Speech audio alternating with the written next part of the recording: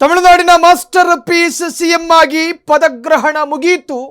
CM ಆಗಿದ ತಕ್ಷಣವೇ ಮಾಡಿದ ಪ್ರಥಮ ಭಾಷಣ. ತಮಿಳುನಾಡಿನ ಅಷ್ಟದಿಕ್ಕುಗಳಲ್ಲೂ ಭಾಷಣದ ತುಣುಕುಗಳು ಸಂಚರಿಸ್ತಾ ಇದೆ. ತಮಿಳುನಾಡು ಸಿಎಂ ಆಗಿ ವಿಜಯ್ ಪದಗ್ರಹಣ, ಪ್ರಮಾಣ ವಚನ ಸ್ವೀಕಾರ ಬೆನ್ನಲ್ಲೇ ಪ್ರಥಮ ಭಾಷಣ. ನಾನು ನೀಡಿರುವ ಎಲ್ಲ ಭರವಸೆ ಈಡೇರಿಸುತ್ತೇನೆ ಅಂತ ಹೇಳಿ ಕ್ಷಾತ್ರ ತೇಜಸ್ಸಿನ ಮುಖದಲ್ಲಿ ಮಾತನಾಡಿದ್ದಾರೆ. ಇದು ನನ್ನೊಬ್ಬನ ಗೆಲುವಲ್ಲ, ತಮಿಳುನಾಡಿನ ಜನರ ಗೆಲುವು. ಜೊತೆ ನಿಂತು ನನ್ನ ಸಿಎಂ ಮಾಡಿರುವುದಕ್ಕೆ ಧನ್ಯವಾದ. ನಾನು ನೀಡಿರುವ ಭರವಸೆಗಳನ್ನು ಈಡೇರಿಸುತ್ತೇನೆ. 10 ಲಕ್ಷ ಕೋಟಿ ರು ಸಾಲ ನನ್ನ ಮೇಲೆ ಹೊರಿಸಿದ್ದಾರೆ. ಸ್ಟಾಲಿನ್ ನೇತೃತ್ವದ ಸರ್ಕಾರ ಖಜಾನೆ ಖಾಲಿ ಮಾಡಿದೆ.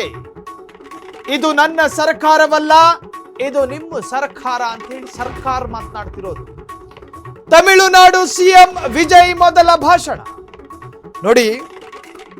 ಒಂದು ಡೆಮೋಕ್ರಸಿ ಸಿಸ್ಟಮ್ನಲ್ಲಿ, ಪ್ರಜಾಪ್ರಭುತ್ವ ದೇಶದಲ್ಲಿ ಒಂದು ಸರ್ಕಾರಕ್ಕೆ ಜನಾಶೀರ್ವಾದ ಸಿಗದೇ ಇದ್ದಾಗ ಹೊಸ ಸರ್ಕಾರ ರಚನೆ ಆಗುತ್ತೆ ನೋಡಿ.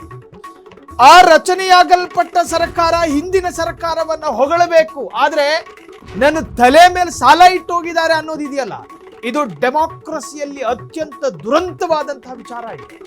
ಸ್ಟಾಲಿನ್ ಸರ್ಕಾರಕ್ಕೆ ಮಾನ ಮರ್ಯಾದೆ ಇಲ್ಲ. ಜನ ಮಾತನಾಡ್ತಾರೆ.